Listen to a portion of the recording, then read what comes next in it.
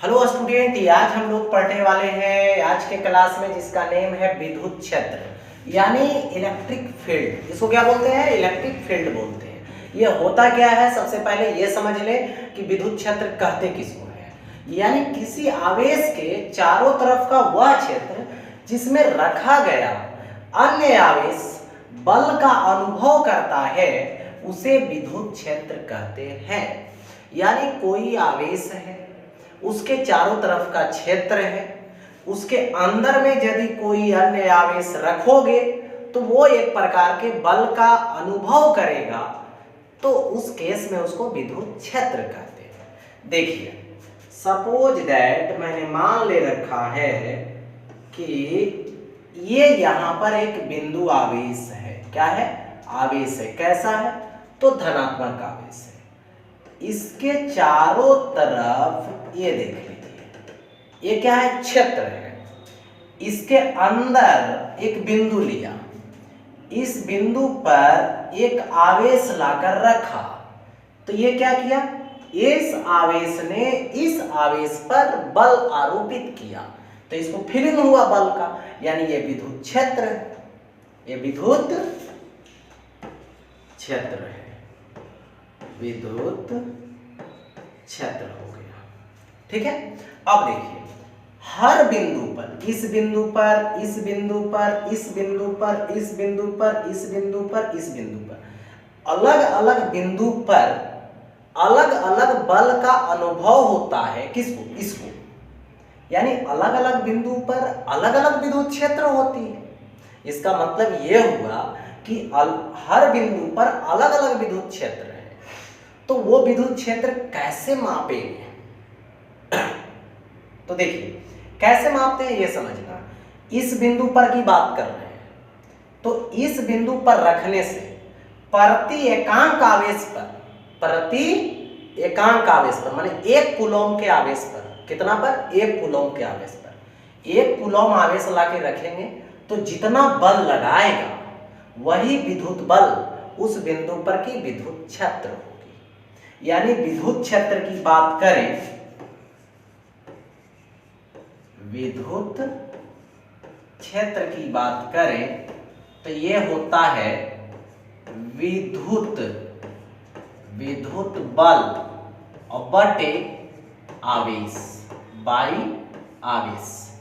तो यहां पर की बात करें तो विद्युत क्षेत्र को निरूपित करते हैं ई से।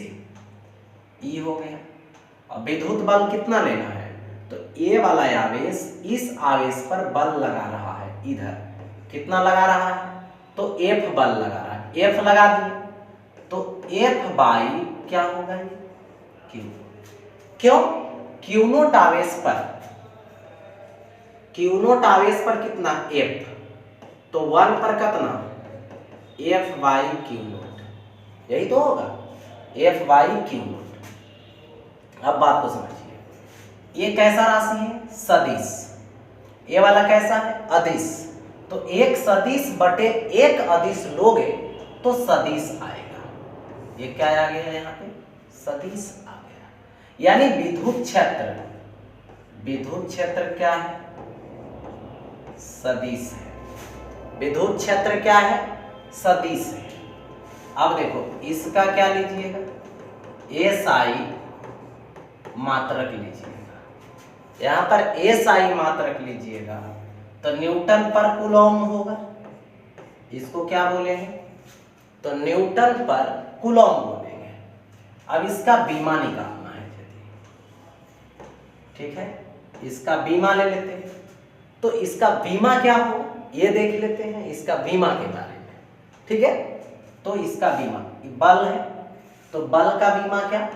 ml t पे पावर -2। नीचे आवेश है तो आवेश का क्या होगा? 8t। तो देखिए, ऊपर लेकर चले जाएंगे तो m रहेगा, l रहेगा, t -2 है, एक नीचे से ऊपर जाएगा तो t पर पावर -3 और a पर पावर कितना आएगा? तो यहाँ पे -1 आ जाएगा। तो ये हो गया यहाँ पर विद्युत क्षेत्र बोलो, या तो इसी को विद्युत क्षेत्र की तीव्रता बोलो। ठीक है। अब देखिए, इसकी दिशा की बात करो तो इसकी दिशा किधर होगी? विद्युत बल के दिशा में होगी। विद्युत क्षेत्र की दिशा धन आवेश पर लगने वाला बल की दिशा में होगा। तो सिंपल समझिए, ये यदि प्लस आवेश है, ये यदि प्लस आवेश है और यहाँ पे रखोगे तो इधर विद्युत क्षेत्र देगा, और यदि ये माइनस आवेश है यहाँ पर रखोगे प्लस आवेश तो अपने तरफ बल देगा। तो यहाँ पर विद्युत क्षेत्र इधर और यदि माइनस है तो इसके कारण अंदर, ये हो गया। अब देखो हम लोग आगे बढ़ते हैं। यहाँ पर आगे ये बढ़ते हैं कि जो विद्युत क्षेत्र है वो दो तरह की होती है। एक होता है जिसको बोलते हैं एक समान विद्युत क्षेत्र, यानी यूनिफॉर्म इलेक्ट्रिक फील्ड। एक समान विद्युत क्षेत्र, एक समान विद्युत क्षेत्र। देखिए एक समान विद्युत क्षेत्र क्या है, इस तरह से ऐसे, इसको बोलते हैं एक समान विद्युत क्षेत्र। किसी भी बिंदु पर आइए तो किसी भी बिंदु पर देखेंगे तो विद्युत क्षेत्र की दिशा इधर होगी।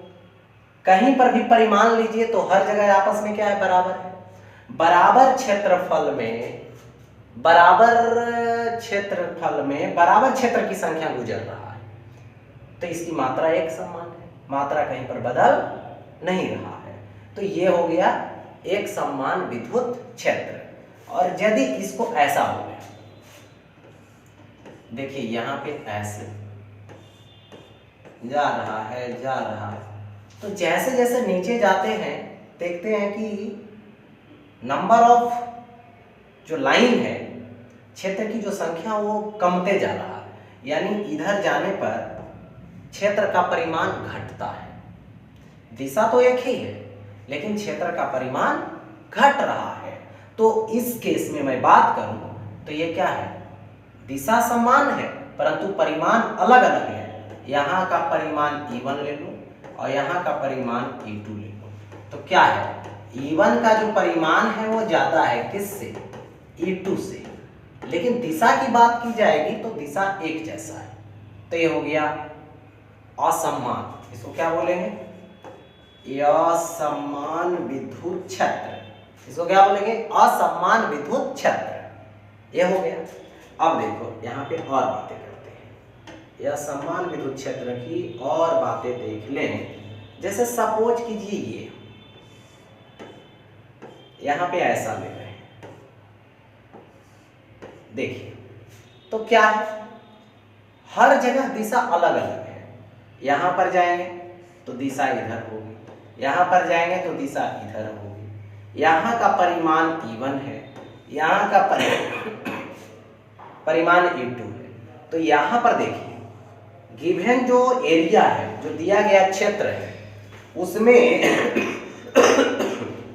क्षेत्र की रेखा की संख्या ज्यादा है कम क्षेत्र में, और यहाँ ज्यादा क्षेत्र ले रहा है। यानी सिंपल लॉजिक आ गया कि E1 का मॉडुलस ग्रेटर हो गया किससे? तो यहाँ पे E2 से। तो यहाँ पर दिशा भी अलग है, हर बिंदु पर परिमाण भी अलग है।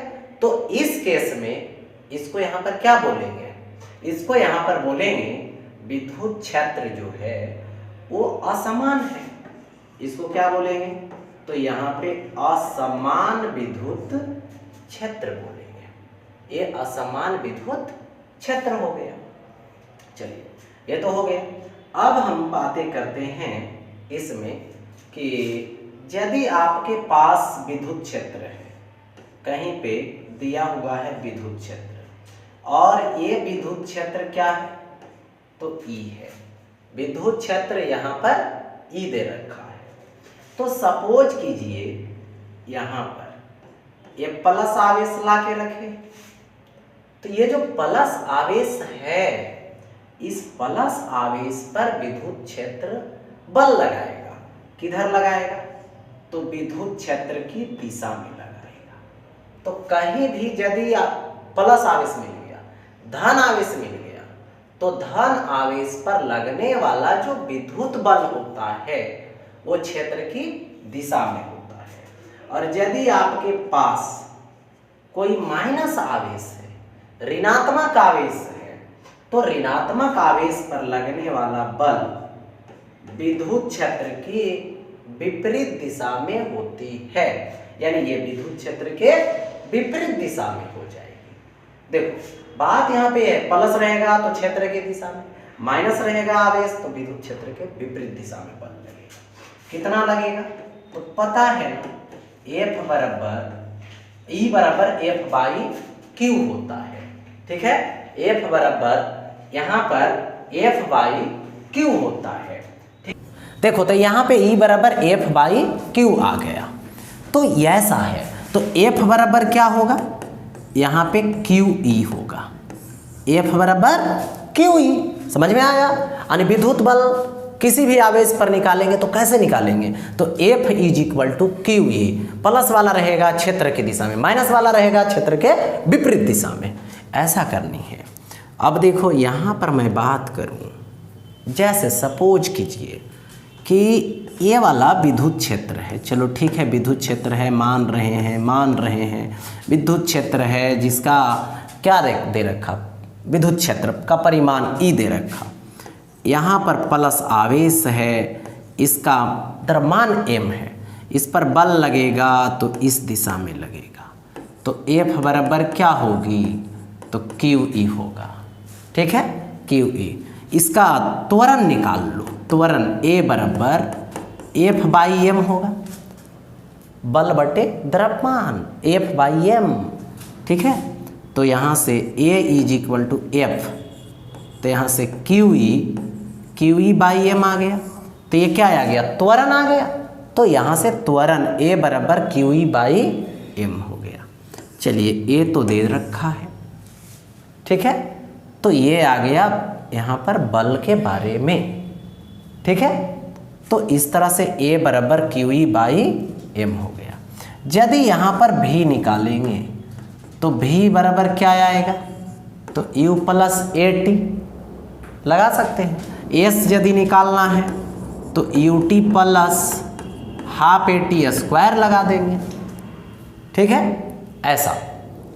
तो ये अब देखो, इसमें सपोज कीजिए यहाँ पर ये दे दिया गया विद्युत क्षेत्र और ये दे दिया विद्युत क्षेत्र, जिसकी वैल्यू मान लेता हूँ 3 × 10⁻³ न्यूटन पर कूलम है, इतना दे रखा है। और यहाँ पर एक आवेश दे रखा है जो +4 माइक्रो कूलम का है, +4 माइक्रो कूलम का है। अब देखो तो F लेंगे तो F बराबर क्या आएगा, यहाँ पे QE आएगा, तो यहाँ से Q लेंगे तो 4 × 10⁻⁻6 हो जाएगा, और इंटू E, तो E का वैल्यू कितना आएगा, 3 × 10⁻³ हो जाएगा। होगा ऐसा, इतना न्यूटन लिखेंगे तो लिखेंगे यहाँ पे 12 × -6 और 3, तो -3 न्यूटन हो जाएगा। तो इस पर लगने वाला विद्युत बल 12 × 10⁻³ न्यूटन आ गया। तो ये हो गया, यहाँ पर ऐसे दे देगा एक समान विद्युत क्षेत्र 3 × 10⁻³ न्यूटन पर कूलम है, जिसमें +4 माइक्रो कूलम आवेश वाले वस्तु को रखा गया है, उस पर लगने वाला विद्युत बल ज्ञात करें। तो इतना विद्युत बल आएगा, क्या लिखेंगे, क्षेत्र की दिशा में लिखेंगे। क्या लिखेंगे, तो क्षेत्र की दिशा में लिखेंगे। चलो ये तो हो गया क्षेत्र की दिशा से रिलेटेड बातें। अब देखो आगे टॉपिक पढ़ते हैं। देख रहे होंगे टॉपिक का यहाँ नेम क्या है, एक बिंदु आवेश है। ठीक है, एक बिंदु आवेश है, एक बिंदु आवेश के कारण विद्युत क्षेत्र, एक बिंदु आवेश के कारण विद्युत क्षेत्र लेनी है। चलिए ठीक है, सपोज कीजिए यहाँ पर मेरे पास एक बिंदु आवेश है जो कौन सा है, +Q है। माना कि बिंदु आवेश Q है जिससे R दूरी पर एक बिंदु है जिस पर विद्युत क्षेत्र ज्ञात करनी है। विद्युत क्षेत्र ज्ञात करनी है किससे? इससे, क्योंकि ये अपने चारों तरफ विद्युत क्षेत्र उत्पन्न करके रखा है। ठीक है, तो इसके लिए सबसे पहले क्या करना पड़ेगा, यहाँ पर एक आवेश लाना पड़ेगा, प्रेक्षण आवेश, जिसको टेस्ट चार्ज बोलते हैं। इसको क्या बोलते हैं? तो टेस्ट चार्ज बोलते हैं, प्रेक्षण आवेश। इस आवेश ने इस बिंदु पर इधर विद्युत बल दे दिया, इधर विद्युत बल दे दिया, तो यहाँ पे विद्युत बल दिया, तो यहाँ पे विद्युत बल F बराबर के क्यू नोट और बाई दूरी का स्क्वायर दे दी। तो दूरी का स्क्वायर कितना आया यहाँ पे? तो आर स्क्वायर आया है। ठीक है, यहाँ पे आर स्क्वायर आया। अब देखो विद्युत क्षेत्र ले लेंगे, तो विद्युत क्षेत्र E हो जाएगा। तो E बराबर क्या आएगा? यहाँ पे F बाई क्यू नोट आ जाएगा। E बराबर F बाई क्यू नोट आ जाएगा। तो E बराबर कितना आएगा? F क्यू नोट कैंसिल, तो के क्यू बाई क्या लिखेंगे? आर स्क्वायर लिखेंगे। यानी बिंदु आवेश से विद्युत क्षेत्र कितना आया? के क्यू बाई आर स्क्वायर आया। ठीक है, ऐसा। इसकी यदि हम लोग दिशा की बात करें तो यहाँ से आ जाएगा के क्यू बाई आर स्क्वायर, और दिशा इधर है तो यहाँ पे आर कैप दे देंगे, यहाँ पे आर कैप दे दिया गया। हो गया ऐसा। अब देखो बात करते हैं हम लोग, ऐसा दे दिए दिशा के बारे में। चलिए ठीक है, अब देखो यहाँ पे E और भैरिज के वाला ये कांस्टेंट है, नियतांक है, तो उसको भगा दो तो क्या आएगा? E भैरिज क्यू बाई आर स्क्वायर आ जाएगा। E भैरिज क्यू बाई आर स्क्वायर आया। अब यहाँ पे सवाल है कि E भैरिज क्यू ले लेते हैं, यानी सिंपल लॉजिक है कि क्यू है और विद्युत क्षेत्र E है। यदि आवेश को बढ़ाएंगे तो विद्युत क्षेत्र बढ़ेगा। इस तरह के ग्राफ को फॉलो करें। और दूसरी बात ये है कि यदि दूरी को बढ़ाएंगे तो विद्युत क्षेत्र घटेगा, और दूरी को घटाएंगे तो विद्युत क्षेत्र बढ़ेगा। तो इस केस में यहाँ पे R ले लेते हैं, यहाँ पे विद्युत क्षेत्र E लेते हैं। R को बढ़ाते जाइए तो E क्या होगा? घटते चला जाएगा, घटते चला जाएगा ये। ठीक है, ऐसा। तो ये हो गया एक बिंदु आवेश के कारण विद्युत क्षेत्र। अब देखो, यदि सपोज करते हैं यहाँ पे एक बिंदु आवेश है जो +6 माइक्रो कूलम का है। ठीक, और इससे बोला गया कि 3 सेंटीमीटर की दूरी पर एक बिंदु है, जिस बिंदु पर क्या करनी है? विद्युत क्षेत्र ज्ञात करनी है। यहाँ पर विद्युत क्षेत्र ज्ञात करनी है। ठीक है, एक बिंदु आवेश इतना, उसे 3 सेंटीमीटर की दूरी पर। तो विद्युत क्षेत्र क्या होता है? के क्यू बाई आर स्क्वायर, यही तो होता है। तो के का मान 9 × 10⁻⁹, क्यू का वैल्यू दे दो 6 × 10⁻⁻6 और बाई आर स्क्वायर, तो 3 सेंटीमीटर का स्क्वायर, यानी 3 × 10⁻² का होल स्क्वायर, 3 × 10⁻² का होल स्क्वायर। तो ये क्या आएगा? 9 × 6 × 10⁻³ और बाई कितना आएगा? 9 × 10⁻⁴ आएगा। तो 9 से 9 कैंसिल हो जाएगा। होगा ऐसा। अब ये आएगा 6 × 10⁻³ है और 10⁻⁴ है, तो 7 हो जाएगा ये।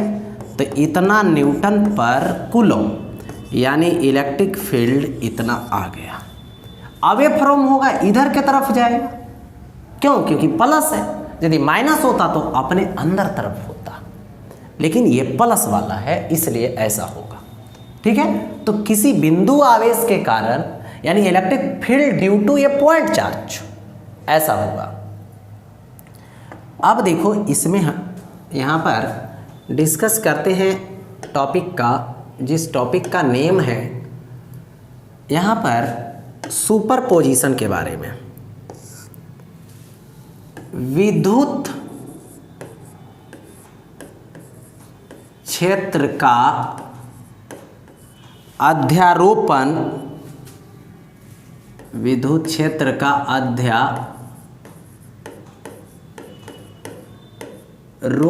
का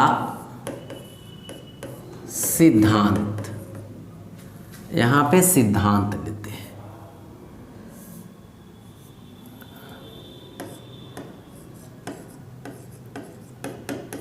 सिद्धांत देखिए, विद्युत क्षेत्र का अध्यारोपण का सिद्धांत यानी बहुत सारे आवेश से, बिंदु आवेश से विद्युत क्षेत्र निकालने हैं।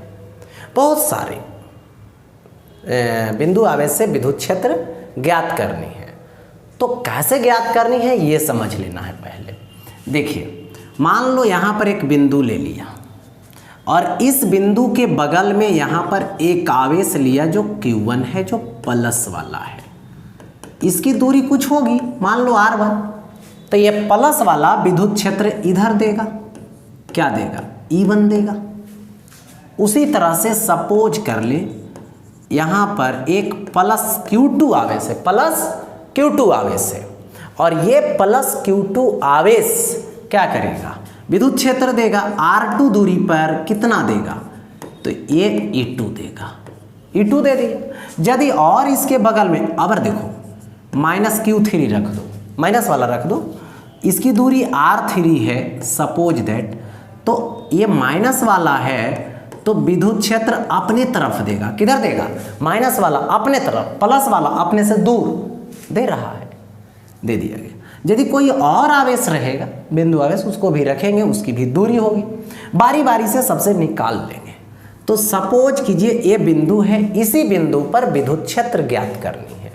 तो देखिए जितने भी आवेश हैं सब विद्युत क्षेत्र दिया, लेकिन उस बिंदु पर जो विद्युत क्षेत्र हुआ सब तो सदिश राशि है, और सबको एक साथ मिलाएंगे तो क्या होगा? परिणामी विद्युत क्षेत्र मिलेगा। तो परिणामी विद्युत क्षेत्र क्या होगा? यहाँ पे E1 plus E2 plus dot dot dot dot dot dot कहाँ तक? N तक। जितना विद्युत आवेश रहेगा सब मिल के जितना भी देगा सबको बारी बारी से। यही क्या होता है? सदिश योग। विद्युत क्षेत्र के जो सदिश योग आएगा इस बिंदु पर, इसी को क्या बोलेंगे? तो यहाँ पे